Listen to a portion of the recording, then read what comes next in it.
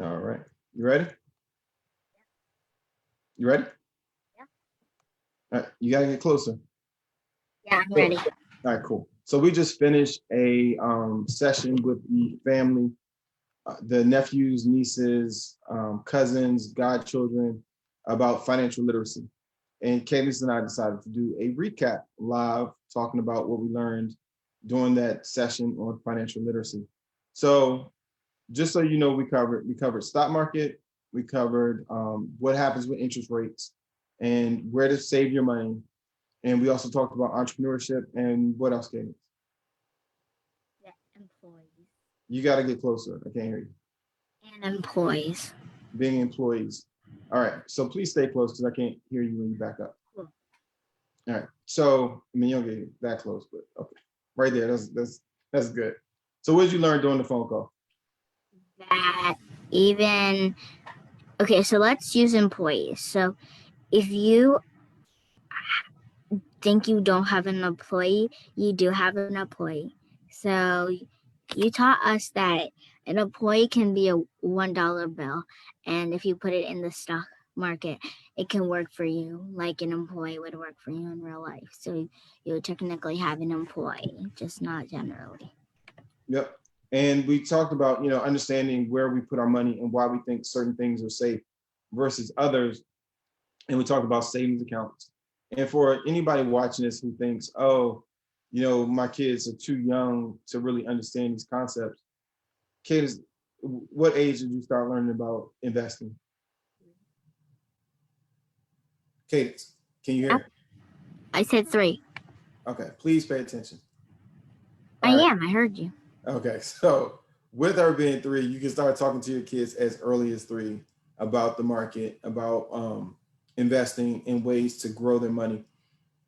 Well, Too Daddy, often, not just three. okay. Like maybe if they want to do two, they can do two. Yeah, well, if your kids are two, you can start at two as well. And we talked about how, kids having small businesses can help them get more money to invest over time. And so, Cadence has a business. You want to tell them about your business? Yeah, bracelet business. Um, it's not really doing much, but it's okay for now. Yeah, And basically. so she can use those monies to actually put more towards her investments.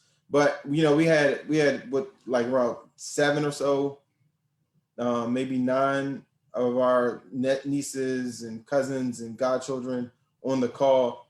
And in a discussion, it really was cool to watch them understand, go from thinking, number one, that they didn't have the ability to invest, to understand that they can. They absolutely have the option to invest if they want to.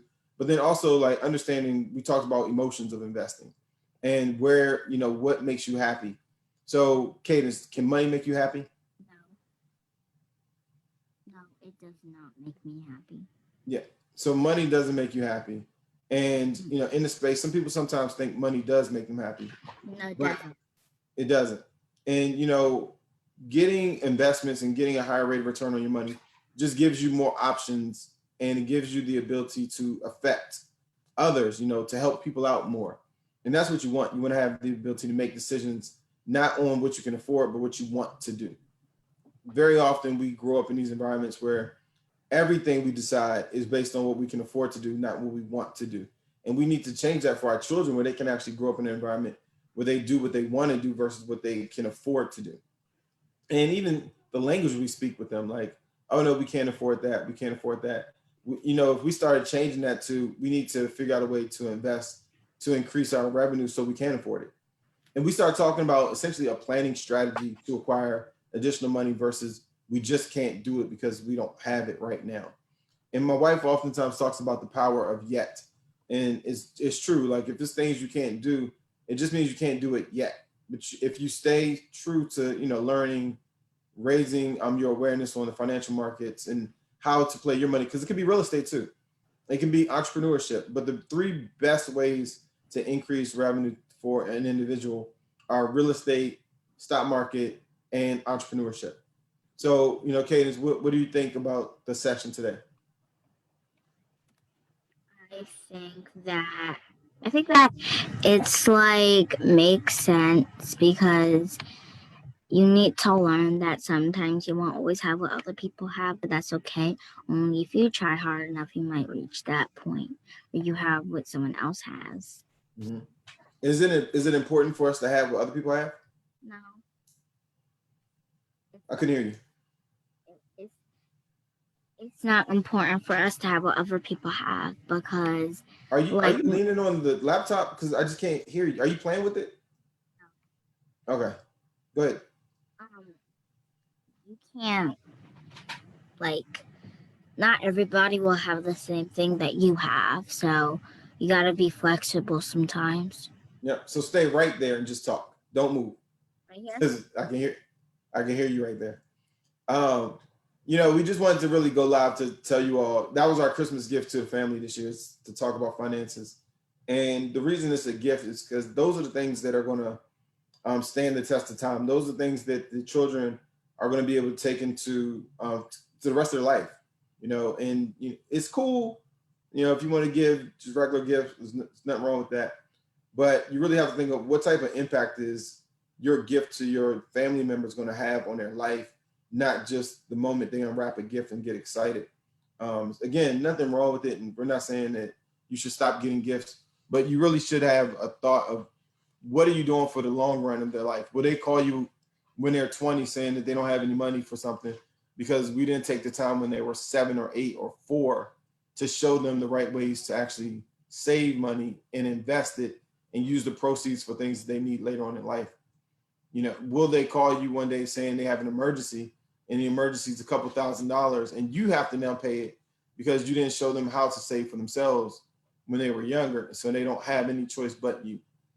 And when you're teaching your kids about money, you also have to teach them about character. It's not a situation where I want Cadence to learn about money because she just can all of a sudden walk through life as if no problems affect her. She still has to be a responsible citizen.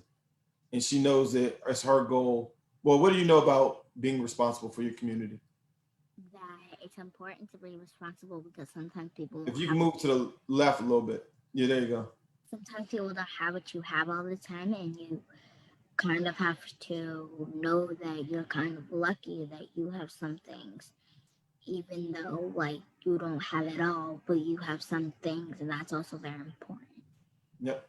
So that's really a message we just wanted to share with you all. We're going to get back to the school day. Is there anything you want to say before we go, Cadence? No, All right, everybody, thank you for watching this with us. Everybody who participated on the call today, thank you so much for, staying for 2 hours. Like, it's crazy. 2 hours, we had our family between the ages of 8 and 16 on the call. No one went to the bathroom in 2 hours. That was awesome. nobody nobody said they needed a break, and it was a 2 hour long conversation. And everybody started off one way, and I would like to think from the response they ended knowing that they can do more with their lives. They can do more with their money. They have a voice. They have a decision. And it's just how they want to live life is a choice. But they can't say they didn't know. And we also know from a responsibility standpoint for the parents, um, this isn't going to be the only conversation. And it's not as if we're going to pour into them one time and think they have the secret formula. And also, we're not always right. And we explain that to them too.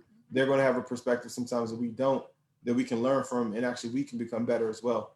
So just make sure the conversations you're having with your kids, with your family, going into the holiday season, going into New Year's, um, is one that empowers them.